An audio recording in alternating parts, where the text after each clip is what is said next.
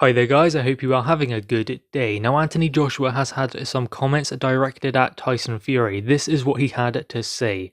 The press conference antics, the fight antics, hands behind the back. I love that stuff, that's his job. He's a warm-up act.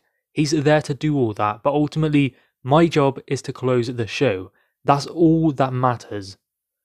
So there we go, that is some comments directed at Tyson Fury from Anthony Joshua, and clearly he believes that Tyson Fury is this warm-up act. Now of course he knows that this is going to be the toughest fight of his career. He's not overlooking at Tyson Fury, but he does believe that all of those antics are there to build up to the fight, to make sure that he gets into the head of his opponent. Hands behind the back, goading them to come in and throw their punches to give away their positioning, but if they don't do it then they look silly because Tyson Fury is in there with an elite level heavyweight and he's got his hands behind his back. So it is constant mind games, and Anthony Joshua understands that that is going to be huge going into this fight with Tyson Fury.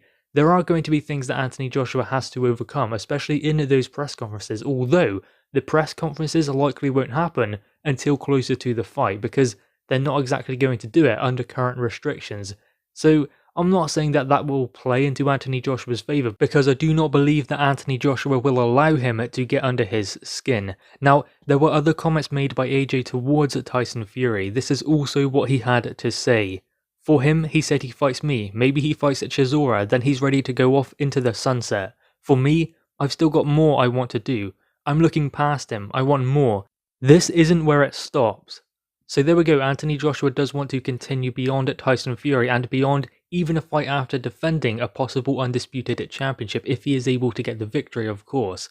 I mean, Tyson Fury has spoken about 3 more fights, which were going to be Anthony Joshua, Dillian Whyte, and perhaps Derek Chisora. I mean, Dillian Whyte was in there, then he was out. 2 fights with AJ, obviously, and one of those fights was going to be Deontay Wilder again, but we all know how that panned out. So that fight didn't come off. Now it's 2 AJ fights and perhaps a Derek Chisora fight, but then you never know with Tyson Fury. He might want to continue. I wouldn't expect Tyson Fury to hang up the gloves after 2 AJ fights and a Chisora fight. He might do, but I'm not seeing it at the moment because Tyson Fury does love the sport of boxing.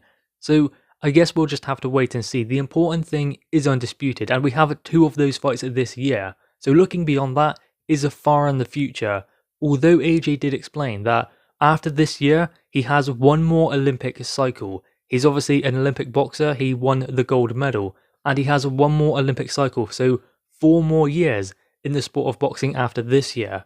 So there are many things he can still achieve and many fights he can still have. It is possible that he gets to fight someone like Daniel Dubois or other fighters coming through. Definitely Filip Hrgović. That is a fight that will be there, provided Hrgović beats Michael Hunter in this IBF elimination, which is no given because Michael Hunter is a real dangerous heavyweight. He's small, compact, fast, punches quite hard, very fast and moves extremely well. So he's a nightmare for Filip Hrgović. There is a huge possibility that Michael Hunter emerges victorious from that fight with Filip Hrgović, so it could be Michael Hunter. There are still some big heavyweight matchups for Anthony Joshua, and I would imagine at some point he will face someone like Andy Ruiz Jr. again, maybe Dillian Whyte again as well. I think the Ruiz fight is almost inevitable because they have had 2 fights, and as long as Ruiz stays on the right path, he will be back in that position to challenge for a world championship once again.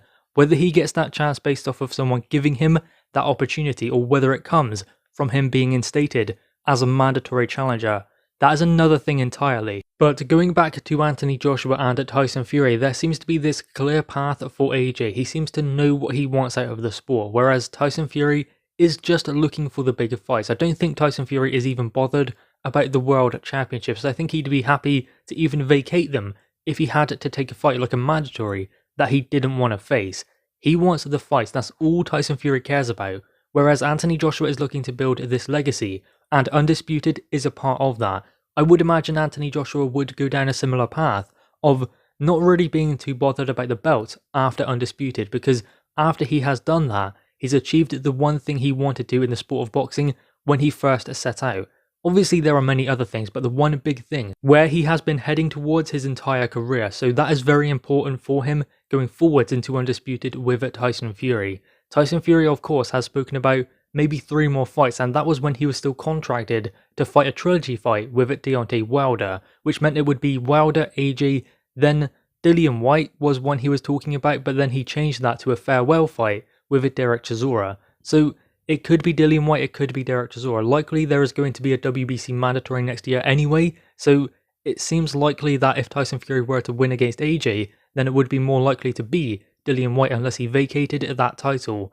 I mean, the belts will be fragmented after Undisputed anyway, no matter who wins in this Undisputed fight. It is highly unlikely that the new Undisputed Champion after the end of this year would be able to defend that status once again.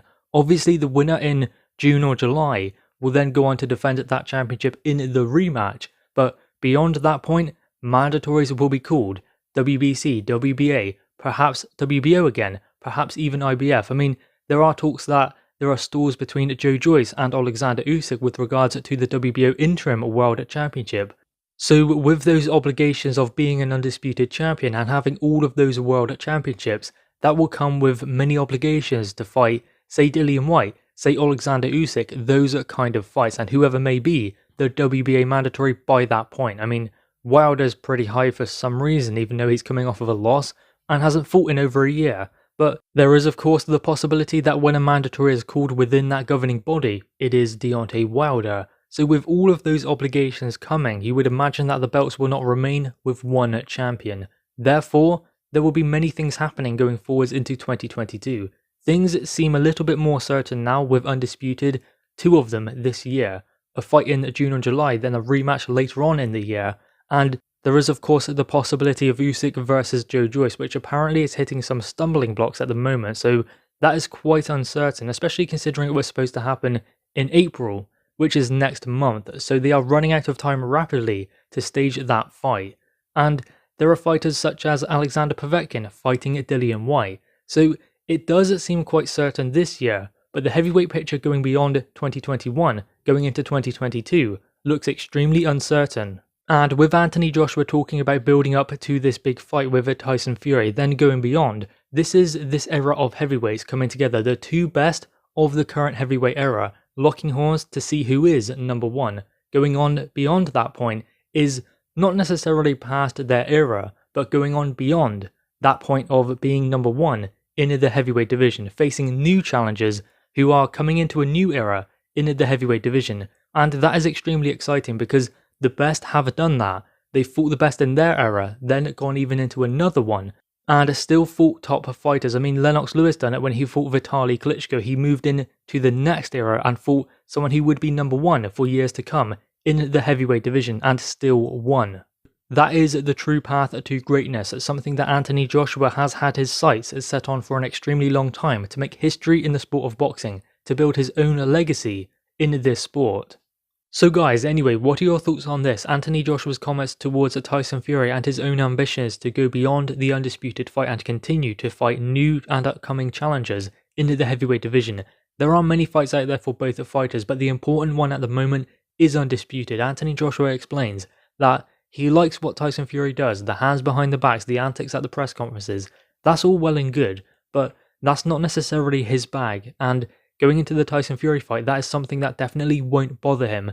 There are things such as the hands behind the back, which, as I said earlier, is kind of a tactic from Tyson Fury. It looks like he's just goading his opponent and making fun of them, but it has its own kind of advantages if he is able to pull it off, to make his opponent commit or to make them think, why am I not committing? To create doubts in the minds of his opponent. That is the game of Tyson Fury. It looks like it's nothing or just a bit of playfulness, but it is more than just that. And I do believe that Anthony Joshua does recognise that, and we will see that especially going forwards into the undisputed fight, where he tries to navigate Tyson Fury, the height, the reach advantage, the weight as well, because Tyson Fury will be around 19 stone, I would imagine. Maybe a little bit less because he's not going in there with the same kind of game plan that he used against Deontay Wilder.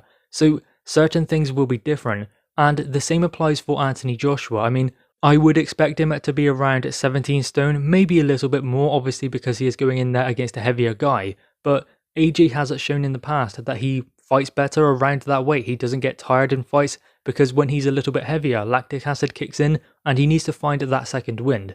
The thing is, in there with someone like Tyson Fury, he will not allow him to get that second wind. He will be on him and trying to pressure him. So if AJ is able to continue the full 12 rounds and not get tired, then that obviously gives him a better chance in this kind of fight. if he is a little bit heavier going into this fight, there is a possibility that he has a dip in the mid rounds. We have seen that in the past with AJ, but when he's at a lighter weight, he can go the full 12 rounds. I mean, we've seen it in the second Ruiz fight, we've seen it in the Joseph Parker fight, we saw it in the Pulev fight, even though it didn't go the full 12 rounds. He didn't seem to get tired in those fights. That's because he was in control and he was an appropriate weight for the opponent in front of him to execute the kind of game plan that he needed. When he is heavier, sometimes he does have that dip, so it is important that he optimizes his weight going into the Tyson Fury fight, and little things here and there that Tyson Fury puts into play won't affect Anthony Joshua. At least that is what Anthony Joshua claims. Guys, anyway, what are your thoughts on this? Make sure you leave your thoughts in the comments below, leave a thumbs up, and subscribe if you are new. Thanks guys.